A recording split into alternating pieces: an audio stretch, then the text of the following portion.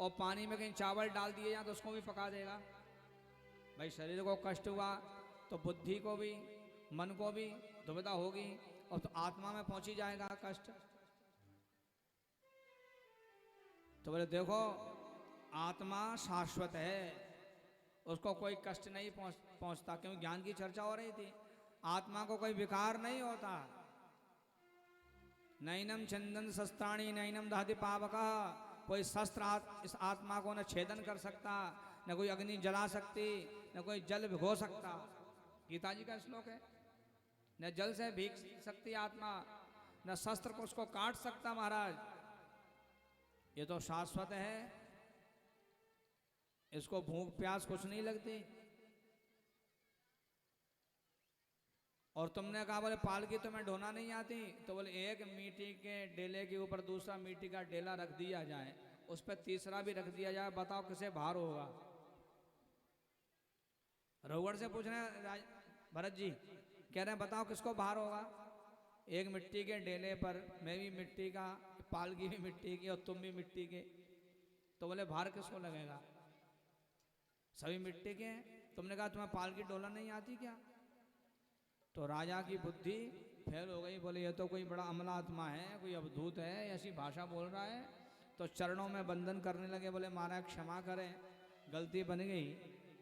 लेकिन ऐसी बुद्धि ऐसे विचार कैसे प्राप्त होंगे महाराज। तब भरत जी कहने लगे त्वयोदितं भक्त विप्रलब्धम भरतो समे तश्चर्वीरभार समे स्याद्यदि वीरभार।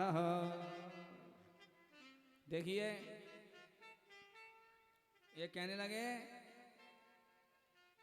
अगर तुम्हें ऐसी बुद्धि पाना है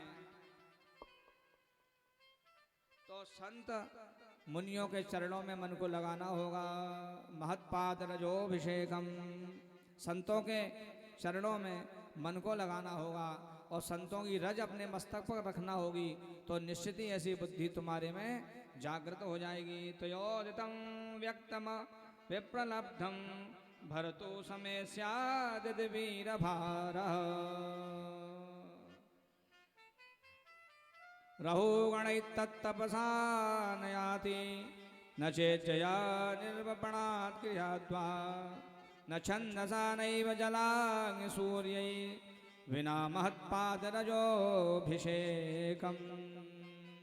बिना महात्माओं की रजोभिषेक माने रज नहीं लगाओगे मस्तक पर, उनके चरणों की सेवा नहीं करोगे, संतों का आश्रय नहीं लोगे, तब तक बुद्धि ठिकाने पे आने वाली नहीं है। बिना महत्पाद रजोभिषेकम, बोले जितने भी आपने प्रश्न किए सब निरर्थक हैं, आत्मा शाश्वत है। इसलिए संतों के शरणों में चरण शरण ग्रहण कर लीजिए। आत्मा का साक्षात्कार चिंतन की रीति से होता है, ध्यान करना। जितना चिंतन बढ़ता जाएगा आत्मा का साक्षात्कार होता जाएगा। और चिंता नहीं करनी, चिंतन करना है।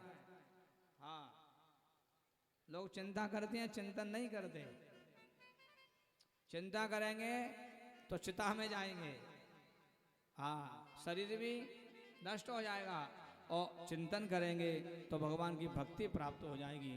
तो आत्मा का साक्षात्कार करना है, भगवान से की प्राप्ति करनी है, तो महाराज अपना चिंतन बढ़ाइए और एकाकी जीवन को अच्छा कीजिए। जिसका एकांत अच्छा है उसका सब कुछ अच्छा है।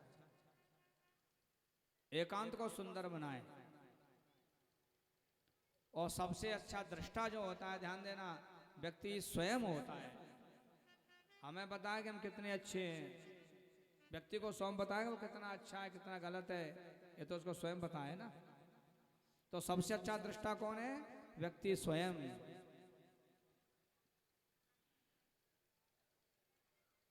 एकाकी जीवन निर्मल हो उसके लिए बुद्धि भगवान के चरणों में लगी है, शुद्ध बुद्धि हो।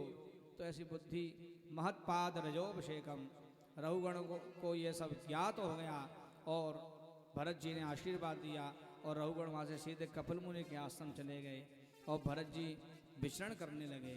और महाराज 3 जन्मों के बाद में भरत जी का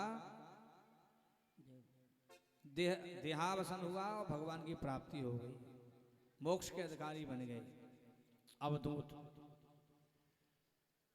इसलिए देखो संसार में अगर रहो तो भरत जी की तरह रहो, किसी से मोह माया नहीं, न किसी को अपना न कोई पराया। जैसा प्रेम सबसे करना है, मोह किसी से नहीं करना। मोह फंसाता है, ध्यान देना। मोह क्या करता है? बांधता है। राम ही केवल प्रेम प्यारा, राम जी को केवल प्रेम प्यारा है, इसलिए मोह बंधन का मूल है। प्रेम सबसे करें, सबको सिया राम में समझें, ईश्वर अंश समझें, सबको भगवान का अंश समझें, लेकिन मोह किसी से नहीं। जैसा प्रेम हमारे अपने बच्चे में है, वैसा ही प्रेम दूसरे के बच्चे में भी होना चाहिए, ध्यान देना।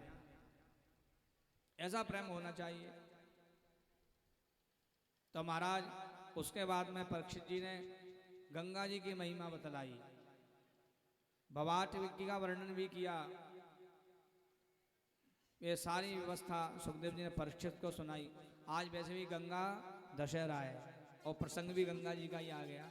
देखो आप कथा में आज गंगा दशहरा है ना, सतुआ लाए कि नहीं लाए भाई? आज के दिन तो सतुआ भगवान पे चढ़ाया जाता है, सतुए का दान होता है, सतुआ ही खाया जाता है। हाँ, आज के दिन बहुत अच्छी बात बताएं आपको, गंगा जी का स्नान बहुत महत्वपूर्ण होता है आज के दिन। कोई गंगा जी में, क्योंकि गंगा जी का अवतरण दिवस है। हाँ, भगवान भोलेनाथ की जटाओं से गंगा जी आज के दिन पृथ्वी पर आई थी, इसलिए गंगा दशहरा। आज के दिन जो दान करे, पुण्य करे, वो अक्षय हो जाता है। चाहे वो अन्न का दान हो, धन का दान हो, स्वर्ण का दान हो, आज का दान अक्षय। आज जो भी भंडारा कर रहे हैं, भंडारा कराएंगे, उनको अधिक फल मिलेगा, क्योंकि आज का दिन ही ऐसा है। गंगा दशहरा है, योग से मिल गया गंगा जी का। तो गंगा मैया की ये महिमा है महाराज। कोई गंगा में आज के दिन स्नान करें, कई लोग तीर्थों में जाते हैं, गंगा स्नान करते हैं,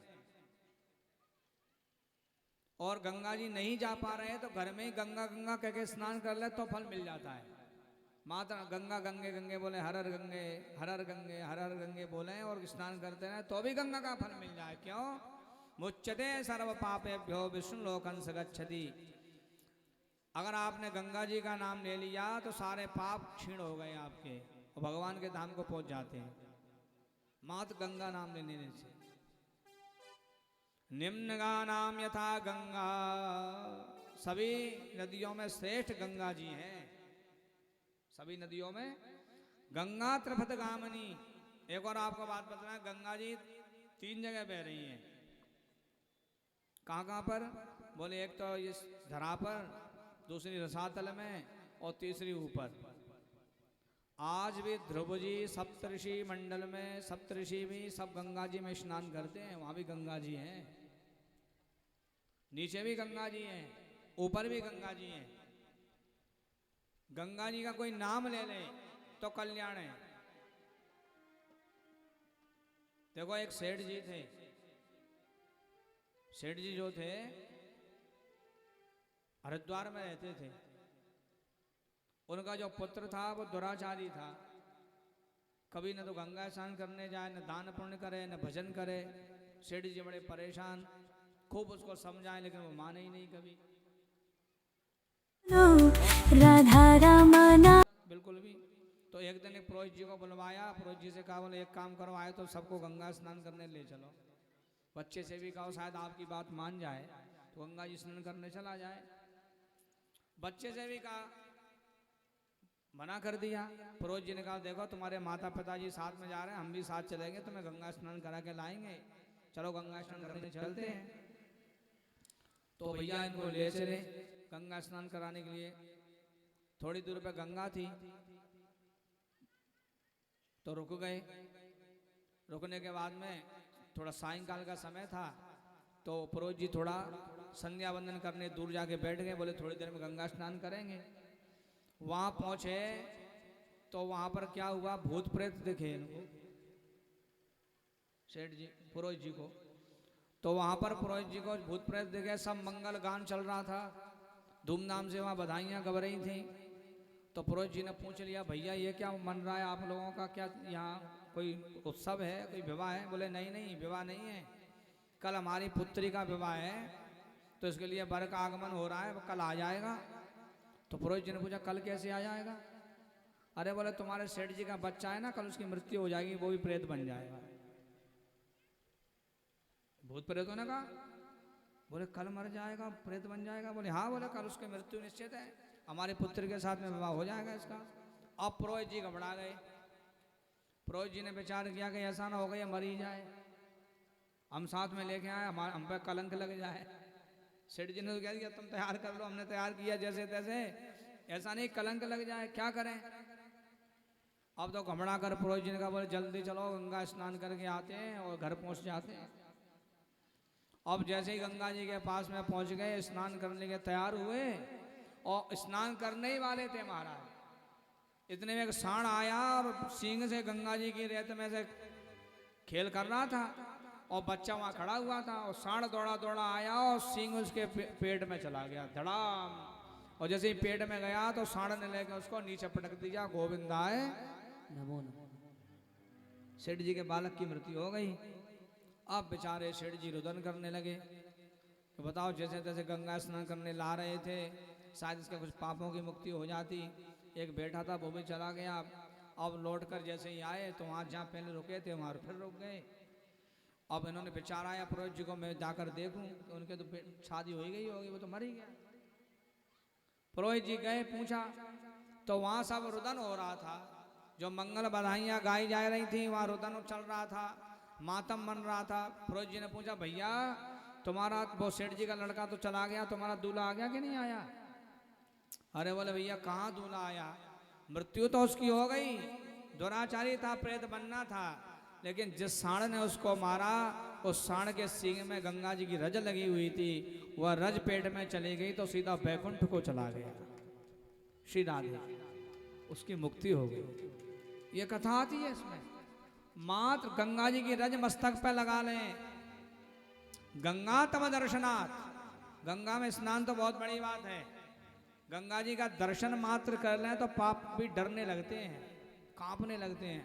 आप यहाँ से संकल्प लो मुझे गंगा जी स्नान करना है, तो पाप कहेंगे भैया देखो अभी मुझे संचय किया, मुझे कमाया, अब मुझे ये मारने जा रहे हैं, तो वो कांपने लगते हैं, तुम्हारे पाप कांपने लगते हैं। गंगा स्नान करने के मात्र संकल्प करें आप, ये गंगा की महिमा है, इसी में लिखा है।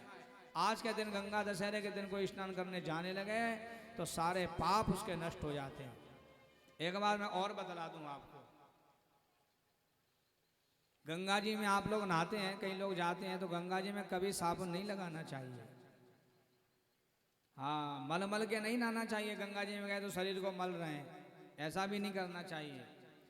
गंगा जी में नहाने के लिए कभी आप तीर्थ में जाएं तो सबसे पहले जहाँ रुके वहां नहाएं। शौचादि क्रिया के बाद में शरीर अपवित्र हो जाता है, फ्रेश हो जाए, है ना। सुबह के समय तो शरीर बेकार हो गया, अशौच हो गया, वस्त्र भी पहने हुए हैं तो सब बेकार हो गए। उन वस्त्रों को धोएं, स्नान करें और बढ़िया शुद्ध वस्त्र पहने, फिर गंगा जी में डुबकी लगाएं, तब गंगा जी का फल मिलता है। यहाँ से लोग जाएंगे वहीं निबट लेंगे और वैसी गंगा जी में डुबकी लगा जाएंगे, तो समझ लो ये पुण्य नहीं, ये पाप और चढ़ गया। गंगा जी का नियम है, आप जहाँ रुके हैं, जिस जगह रुके हुए हैं, रूम में, आश्रम में, वहाँ स्नान करके शुद्ध शरीर से, शुद्ध मन से और पैदल जाएं, और जब गंगा जी पहुँचें तो गंगा को प्रणाम करें, अनुमति लें गंगा मैया से, है माँ गंगा मैं आप में स्नान करना चाह रहा हूँ, मुझे अनुमति प्रदान करो। और फिर गंगा जी में डुबकी लगाएं, 5, 7, 11 जितनी डुबकी लगाना है उतनी डुबकी गंगा जी में लगाएं, तब फल मिलेगा, नहीं तो मिलने वाला नहीं है। तुम गए और सीधे फ्रेश होकर गंगा जी में चले गए, फिर आपको फल नहीं मिलेगा। तो नए वस्त्र पहन के गंगा जी में, हमारे शुद्ध वस्त्र, धुले हुए वस्त्र पहन के नहाए। गंगा में साबुन तेल वर्जित है, शरीर का मलना वर्जित है, और गंगा जल जो है शरीर पर सूख जाए, पहुंचना नहीं चाहिए। गंगा में स्नान कर रहे हैं तो अगर पहुंचोगे तो भी पाप के भागी। हाँ, गंगा जी में नहाए तो नहाने के बाद में शरीर को पहुंचना नहीं चाहिए, मतलब अपनी टॉवेल इत्यादि ली और अपना अंगोछा बदल लिया, वस्त्रों को बदल लिया, गंगा जल बस शरीर पे ही पूरा सूख जाए, पहुँच लोगे तो भी आपको फल नहीं मिलेगा। ये पद्धति है गंगा जी की। वहाँ जाके देखो तो वहाँ गंदगी फैलाए आते हैं, गंगा जी मल मल के नहा रहे हैं। गंगा जी जब आई थी तो भगीरथ जी को उन्होंने एक कहा था, भगीरथ जी मैं इस कलयुग में मात्र 5000 वर्ष रुकूंगी, उसके बाद मैं चली जाऊंगी। ये गंगा जी ने ये सांत्वना दी थी, ये व्रत लिया था गंगा जी ने। लेकिन 5000 वर्ष पूरे हो गए, गंगा जी अभी भी हैं और कब चली जाए कोई पता नहीं, क्योंकि उनकी प्रतिज्ञा जी वो पूरी हो गई। इसलिए हम लोग धन्य हैं कि गंगा जी हमारे समक्ष हैं। तो जब भी गंगा में जाएं, आज के दिन का बड़ा महत्व है, गंगा जी का प्रादुर्भाव हुआ। आइए 2 मिनट गंगा जी को प्रणाम करें, गंगा जी का वंदन करें। ये गंगा जी की विस्तार से कथा सुखदेव स्वामी ने सुनाई। गंगा तेरा पानी अमृत झर झर बहता जाए, युग युग से इस देश की धरती तुझसे जीवन पाए। गंगा तेरा पानी अमृत झर झर बहता जाए, युग युग से इस देश की धरती तुझसे जीवन पाए। गंगा तेरा पानी अमृत।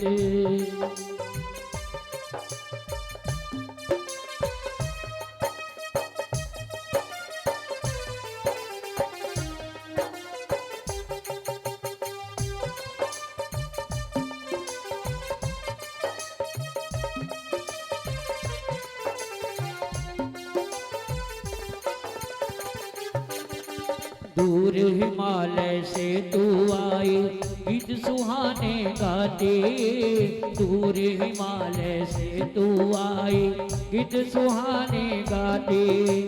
बस्ती बस्ती जंगल जंगल सुख संदेश सुनाते, तेरे चांदी जैसी धारा मीलों तक लहराए। गंगा तेरा पानी अमृत झर झर बहता जाए, युग युग से इस देश की धरती तुझसे जीवन पाए। गंगा तेरा पानी अमृत।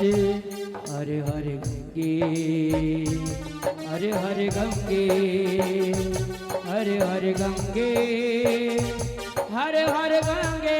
सभी गाइए हर हर गंगे हर हर गंगे हर हर गंगे गंगे हर हर गंगे हर हर गंगे।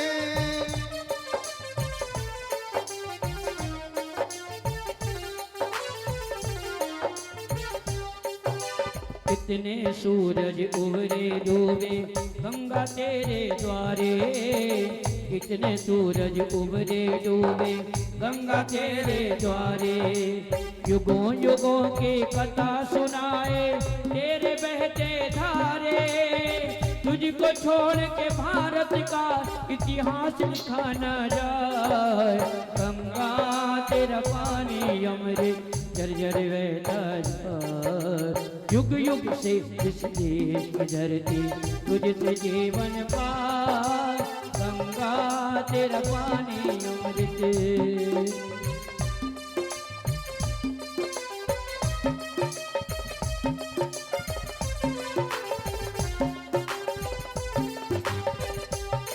जय हो।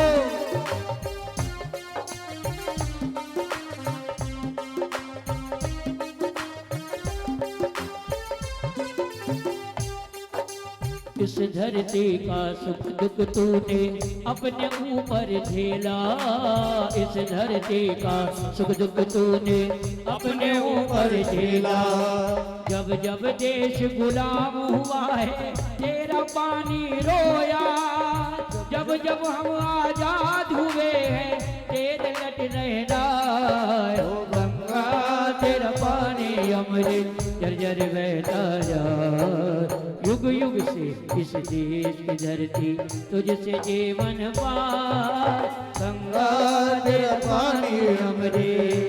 हर हर गंगे हरे हरे गंगे, हरे हरे गंगे, हरे हरे गंगे, सभी बोलिए हरे हरे गंगे, हरे हरे गंगे, हरे हरे गंगे, हरे हरे गंगे, हरे हरे गंगे, हरे हरे गंगे। बोली गंगा मैया की जय। तो ये गंगा की महिमा है। भगवान भोलेनाथ की जटाओं से अवतरित हुई, पृथ्वी पर आई माँ गंगा माँ और कपिल मुनि के आश्रम को तक पहुंची, गंगा सागर में मिली और उनके जो पितर थे सगर के 60,000 पुत्र, उनका उद्धार किया। तो गंगा निम्न गाना में था, गंगा देवानाम अच्युतो हरि ही, सभी नदियों में श्रेष्ठ गंगा जी हैं। आज का दिन बड़ा अद्भुत दिन है। माँ गंगा का स्नान, माँ गंगा की महिमा अद्भुत है। तो ये सारा गंगा का विस्तार का वर्णन सुनाया। और देखिए महाराज किम पुरुष भारतवर्ष की महिमा भी बतलाई।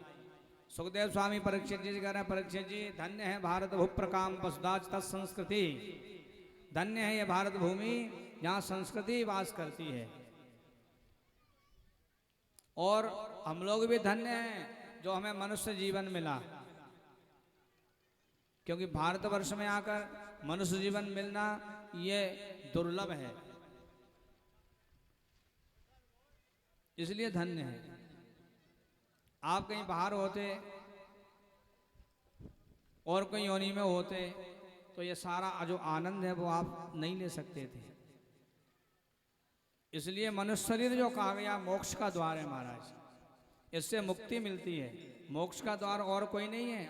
और योनि में पहुंच जाए तो मोक्ष नहीं मिल सकता, लेकिन मनुष्य शरीर से ही मोक्ष मिल सकता है। यही वर्णन किया। 7 द्वीपों के बारे में बतलाया। मनुष्य जीवन की सार्थकता बतलाई।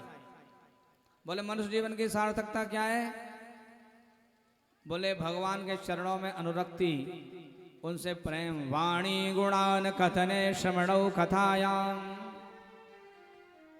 वाणी से भगवान का भजन हो जाए। मन की तरंग मार ले बस हो गया भजन, मन की तरंग मार ले बस हो गया भजन। मन का आपका भटकना छूट जाए तो भजन बन जाएगा। अच्छा देखो भजन क्या अर्थ हुआ मालूम है इसका? भजना, भजन, आपका भागना बंद हो जाए, भजना बंद हो जाए तो भजन हो जाएगा। भजना, भागना बंद कर दो, इधर उधर भागना बंद कर दे मन, आप शांत एकांत जगह बैठ जाए तो बन गया भजन। यही भजन है। भजन में और भोजन में बस एक मात्रा लगी है, एक ही मात्रा, ओ की मात्रा लगा तो भोजन हो गया। तो उसको हटा दो और भजन करो। तो कह रहे हैं कि भोजन कम और भजन ज्यादा, भोजन कम और भजन ज्यादा। एक मात्रा को हटाना है आपको, कीर्तन करना है, भजन करना है। और ये करते रहोगे तो वाणी गुणान कथने श्रवणौ कथायाम। बोले कानों से क्या करें? बोले भगवान की कथा सुनते रहो। वाणी से भगवान की नाम और कानों से भगवान की कथा, श्रवणौ कथायाम। वह हाथों से क्या करें? हस्तौ, हाथों से दान करें। ये हाथों की शोभा मालूम है कैसे है? दान से। न तो कंकड़े ना, ये बढ़िया बड़े सोने के कंकड़ पहन लिए जाए, अंगूठी पहन ली जाए, वो आप सोचो ये शोभायमान हो गए, तो शोभायमान नहीं है। दाने न पाणिर न तो कंकड़े ना, हाथों की शोभा केवल दान से है। इसलिए आज दान का दिन है। क्या है आज? गंगा दशहरा। जितना दान कर लोगे अक्षय हो जाएगा। और कलयुग में यही केवल गुण है। ये न कहने प्रकारेण दान करो कल्याण। किसी भी प्रकार अगर दान कर रहे हैं तो कल्याण करने वाला होता है।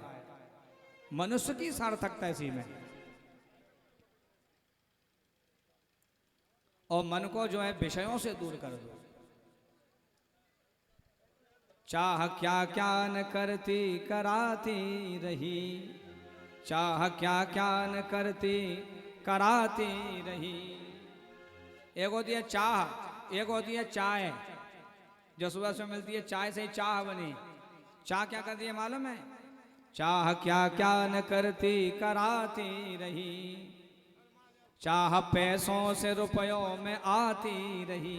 जब छोटे थे तो पैसे मांगते थे, और थोड़े बड़े हुए तो रुपयों में आ गई, फिर रुपये लगने लगे, पैसे नहीं, रुपया मांगने लगे। और बड़े हुए महाराज, चाह रुपयों से मोटर दिलाती रही। और बड़े हुए हैं तो पैसों से क्या लेने लगे? मोटर, गाड़ी घोड़े। चाह मोटर से होटल में जाती रही। जय हो। और चाह बड़ी हमारी महाराज, तो क्या करने लगे? वो होटल में जाने लगी, दिनचर्या बिगड़ गई, और चाह होटल में बोतल खुलाती रही। इसलिए अपनी चाह को कम कर दें और अपने मन को भगवान में लगाएं।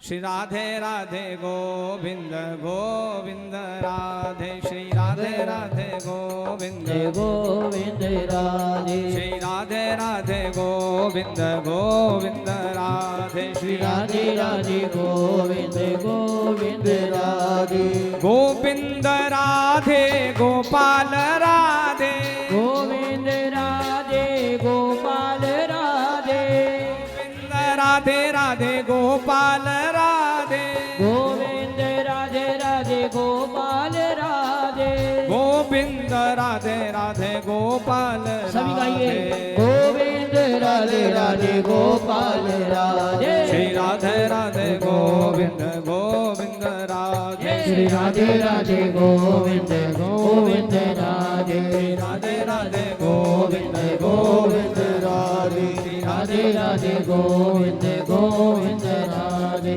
गोविंद राधे गोपाल राधे, गोविंद राधे गोपाल राधे, गोविंद राधे राधे गोपाल राधे, गोविंद राधे राधे गोपाल राधे, गोविंद राधे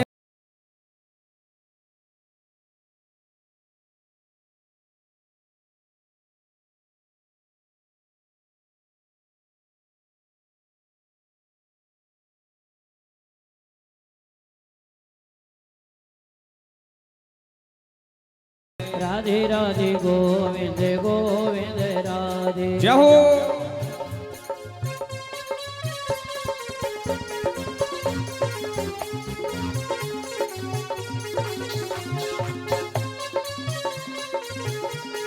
हरि बोल प्यारे। राधे राधे गोविंद गोविंद राधे, राधे राधे गोविंद गोविंद राधे, गोविंद राधे गोपाल राधे, गोविंद राधे गोपाल राधे, गोविंद राधे गोपाल राधे, गोविंद राधे गोपाल राधे, गोविंद राधे राधे गोपाल राधे, गोविंद राधे गोपाल राधे, श्री राधे राधे गोविंद गोविंद राधे, राधे राधे गोविंद गोविंद राधे, राधे राधे गोविंद गोविंद राधे, गोविंद राधे गोपाल राधे, गोविंद राधे ताली बजाते हुए गोविंद राधे गोपाल राधे, गोविंद राधे गोपाल राधे, गोविंद राधे गोपाल राधे, गोविंद राधे गोपाल राधे, गोविंद राधे गोपाल राधे, गोविंद राधे गोपाल राधे, गोविंद राधे गोपाल राधे, राधे राधे गोविंद गोविंद राधे, राधे राधे गोविंद गोविंद राधे। मैं तो जपूं सदा तेरा नाम, दयालु दया करो। मैं तो जपूं सदा तेरा नाम, दयालु दया करो। दयालु दया करो, दयालु दया करो। कृपालु कृपा करो, कृपालु कृपा करो। मैं तो जपूं सदा तेरा नाम, दयालु दया करो। मैं तो जपो सदा तेरा जय नाम, हो। दयालु दया करो।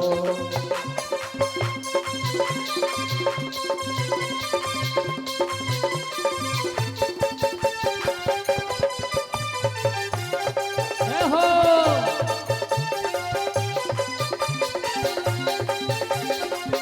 द्वार खड़े हैं भक्त तुम्हारे, द्वार खड़े हैं भक्त तुम्हारे, द्वार खड़े हैं भक्त तुम्हारे, द्वार खड़े हैं भक्त तुम्हारे, अपनी दया के खोलो द्वारे, ओ अपनी दया के खोलो द्वारे, ओ अपनी दया के खोलो द्वारे, ओ अपनी दया के खोलो द्वारे। पूरन हो तब काम दयालु दया करो, ओ पूरन होते काम दयालु दया करो। मैं तो जपू सदा तेरा नाम दयालु दया करो, ओ मैं तो जपू सदा तेरो नाम दयालु दया करो।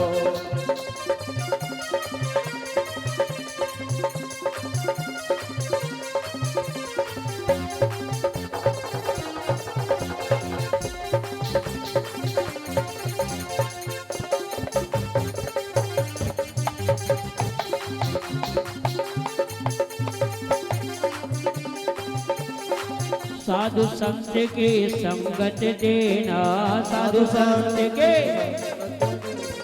साधु संत के संगत देना, साधु संत के संगत देना, नाम अपने की रंगत देना, ओ नाम अपने के रंगत देना, साधु संत के संगत देना, ओ साधु संत के संगत देना, नाम अपने की रंगत देना, ओ नाम अपने की रंगत देना। दास बना लो घनश्याम दयालु दया करो, ओ जपो सदा तेरा हो दयालु दया करो। मैं तो जपू सदा तेरा नाम दयालु दया करो, मैं तो जपू सदा तेरा नाम दयालु दया करो। दयालु दया करो, दयालु कृपा करो, दयालु दया करो, कृपालु कृपा करो, मैं तो जपो, मैं तो जपो जपो, मैं तो जपो सदा तेरा नाम दयालु दया करो, मैं तो जपो सदा तेरा नाम दयालु दया दया करो। बोले वृंदावन बिहारी लाल के, गंगा मैया की जय। तवो प्रकाम वसुधा चतसंस्कृति। तो मानव जीवन का यही परम लक्ष्य है, भगवान की प्राप्ति। अपनी सभी मनोवृत्तियों को भगवान में लगाएं, धर्म करें, धर्म का संचय बढ़ाएं। ये सारी कथाएं श्रवण कराई। इसके बाद में नरकों की स्थिति, कितने प्रकार के नरक होते हैं, ये सारी कथाएं आपको द्वितीय सत्र में श्रवण कराई जाएंगी। जय हो। नाम की क्या महिमा होती है, ये सारी कथा, अजामिल की कथाएं भी आपको श्रवण कराई जाएंगी। और उसके बाद में विश्वरूप की कथा, त्वष्टा मुनि की कथा, ये सब कथाएं आपको अभी द्वितीय सत्र में श्रवण कराई जाएंगी। अभी थोड़ा सा विश्राम लेंगे, 15 मिनट का। जिसको जलपान करना है जलपान कर लें, माताएं बहनें भजन कीर्तन करना चाहती हैं वो भी कर लें। उसके बाद पुनः कथा। जय श्री राधे, जय श्रीमन नारायण।